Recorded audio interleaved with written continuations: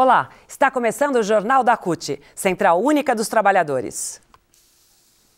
Na última quinta-feira, a CUT e demais centrais se reuniram para realizar um ato unificado na Avenida Paulista. Na pauta de reivindicações, aumento real de salário e a melhoria de benefícios. O ato somou-se às atividades das greves dos bancários e dos metalúrgicos. A manifestação reforçou a pauta nacional da classe trabalhadora, que está parada no governo e no Congresso Nacional. As reivindicações incluem isenção de imposto de renda na PLR, a regulamentação da Convenção 151 e a ratificação da Convenção 158, ambas da OIT, além do fim da terceirização e combate à rotatividade.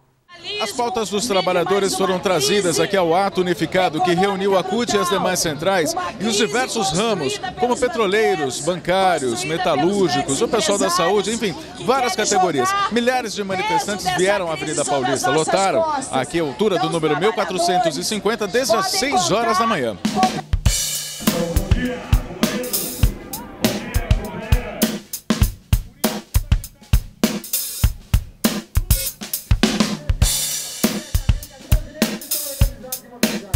Nós vamos às ruas para defender uma trajetória que seja de interesse da classe trabalhadora. Nós vamos às ruas para defender que nós não tenhamos um golpe midiático puxado pelo PIG, como diz o Paulo Henrique Amorim e muitos mais, que pura e simplesmente resolve fazer enfrentamento a um processo de transformação social que o Brasil está vivendo. E nós, como agentes da transformação, com a responsabilidade que nós temos, nós não vamos aceitar calado que sejam julgados lá em Brasília, não o mensalão, e sim queiram julgar a classe trabalhadora, julgar o governo do presidente Lula para fazer uma contraposição ao governo anterior.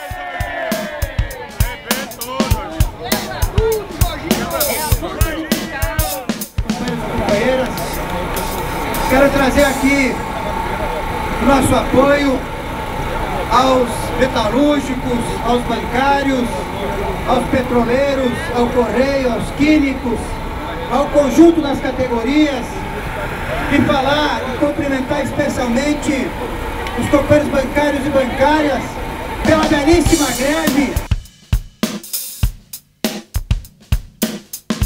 Pela força, ajuda, colaboração aqui nesse ato unificado das centrais sindicais, dos ramos que estão em campanha salarial agora nesse segundo semestre. E a nossa categoria não quer só discutir salário, e salário é muito importante, mas nós queremos discutir emprego. Outras categorias também anunciaram estado de greve, como os petroleiros, que planejam paralisar as atividades na próxima quarta. A categoria reivindica 10% de ganho real. O principal debate é que a gente consiga avançar no processo negocial, principalmente na questão dos aumentos reais, contra as demissões em alguns setores, principalmente os bancários. Então nós estamos construindo esse ato principalmente para pressionar o nosso principal patrão, que é o governo federal, para que apresente de fato, discuta com os trabalhadores e faça diferente do que foi o tratamento que teve com os servidores públicos federais. Nós petroleiros estamos no nosso campanha salarial, estamos discutindo basicamente as questões econômicas, aumento real, implementação do auxílio alimentação, para os trabalhadores terceirizados, a implementação do fundo garantidor, que é uma prática constante aqui. Petrobras, empresa entra terceirizada, no final do contrato vai embora, não paga ninguém, então nós cansamos desse negócio, todo ano a mesma coisa, todo ano são 3, 4, 5 empresas que acontecem isso e a gente não consegue avançar.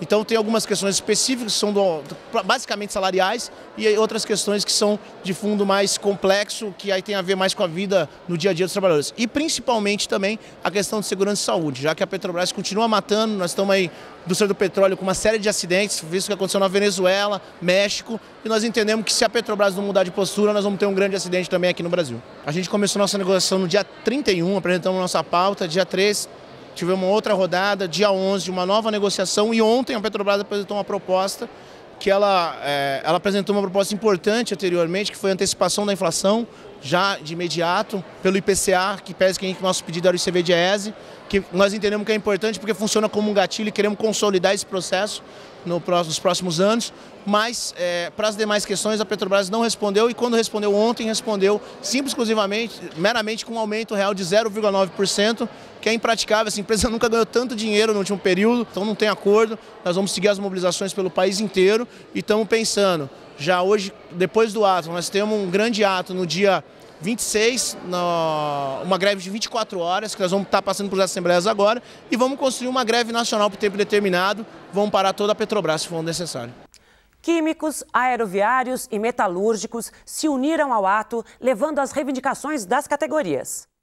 E essa demonstração de unidade dos ramos que estão em campanha salarial nesse segundo semestre é um aviso para todo o setor patronal que a unidade da classe trabalhadora vai vencer essa resistência que está colocada nessa negociação que nós estamos tendo agora. Nós temos buscado o tempo todo negociar, buscar um acordo, e não é o que nós estamos vendo do lado do setor patronal. Que ou sentam e negociam e constroem um acordo para toda a nossa categoria, ou vamos ter cada vez mais paralisações e vamos estar junto com os bancários, com todos os ramos, nessa luta que é importante para que nós possamos construir uma campanha salarial vitoriosa no segundo semestre. De modo geral, o que acontece? É contra a precarização das condições de trabalho, principalmente contra o assédio moral, aumento real de salário, né? Não é simplesmente a reposição de uma inflação que já passou, é aumentar o poder aquisitivo do trabalhador, para que ele possa competir em igualdade de condições com os demais setores da sociedade que ganham muito dinheiro, têm como fazer suas viagens, como fazer suas compras. Infelizmente o trabalhador fica com parco salário que não tem condições nem às vezes de pagar um aluguel.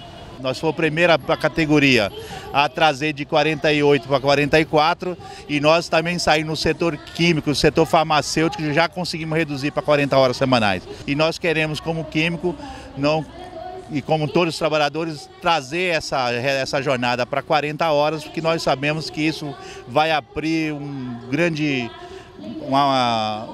número de postos de trabalho que para nós é muito interessante. A greve dos Correios também ganha força. Do total de 35 sindicatos, 26 já aderiram à greve deflagrada desde o dia 11 de setembro. Um balanço da Fentect aponta para quase 60% de paralisação. Na segunda-feira, a Fentect protocolou uma contraproposta de reajuste aprovada em Assembleia que prevê reajuste salarial de 5,2%, aumento linear de R$ 80, reajuste de 8,84% no Vale Alimentação, abono dos dias parados e a manutenção das cláusulas sociais e do plano de saúde. Uma audiência de conciliação entre a empresa brasileira de Correios e Telégrafos e a Fentect foi marcada para hoje, às 14 horas. A greve nacional dos bancários se intensificou e, nesta segunda, parou 9.386 agências e centros administrativos por todo o país e fez com que a FENABAN chamasse a Contraficute para negociação. A nova rodada de negociações acontece na tarde desta terça-feira em São Paulo. Até então, a FENABAN havia apresentado, no dia 28 de agosto, uma proposta de 6% de reajuste, que representa 0,58% de aumento real. Olha, o ato hoje é extremamente importante, não só para a nossa categoria, os bancários, não só para petroleiros, pessoal dos Correios, mas para todos os trabalhadores. Porque hoje o Brasil é conhecido como o 6º país mais rico do mundo, mas também é conhecido como o 10º pior em distribuição de renda. Ou seja, é um país que cresce economicamente, mas não desenvolve, não inclui. Então, essa união dos trabalhadores para vir aqui fazer um ato conjunto de várias categorias apontam para temas importantes para a classe trabalhadora. Acho que a questão do salário é uma questão fundamental, né? Nós vamos aumentar o salário de todos os trabalhadores, ter aumentos reais. Por exemplo, a nossa categoria dos bancários tem um piso que é o menor da América Latina, é um piso menor do que o bancário do Chile, do que o bancário do Paraguai, né? E assim também as outras categorias. O outro tema, que é o tema do emprego, que é um tema importante para um país desenvolver, né, e gerar outras condições de crescimento, infelizmente aqui nós estamos com rotatividade violenta, né, e uma rotatividade perversa, em que os trabalhadores que estão sendo contratados na nossa categoria com 40% menos aqueles trabalhadores que estão sendo desligados. Então, uma rotatividade perversa que reduz, inclusive, o custo das empresas. E a importância também de nós termos mais trabalhadores dentro dos bancos, dentro das empresas, dentro das indústrias. Então, é um ato que leva para uma melhor qualidade de trabalho, para o trabalho decente, pela ratificação da Convenção 158 da OIT, que põe fim a essa rotatividade perversa. É um ato que busca o aumento de renda da classe trabalhadora, né, para a gente sair dessa vergonhosa posição de sermos o 12º pior em distribuição de renda. Então, só tem uma única forma de conquistar mais salário. Essa unidade da classe trabalhadora em atos como esse, em greves como essas que nós estamos fazendo com todas as categorias. A gente está aqui na Avenida Paulista, no nosso 3º dia de greve, com todas as agências bancárias paradas. Ontem a gente atingiu aí mais de 720 locais de trabalho, 24 mil bancários na nossa greve. No dia de ontem, a greve tem aumentado, no Brasil inteiro a greve forte. Os metalúrgicos do ABC continuam realizando paralisações pontuais em fábricas da região. Até esta segunda, 126 empresas concederam os 8% de aumento salarial.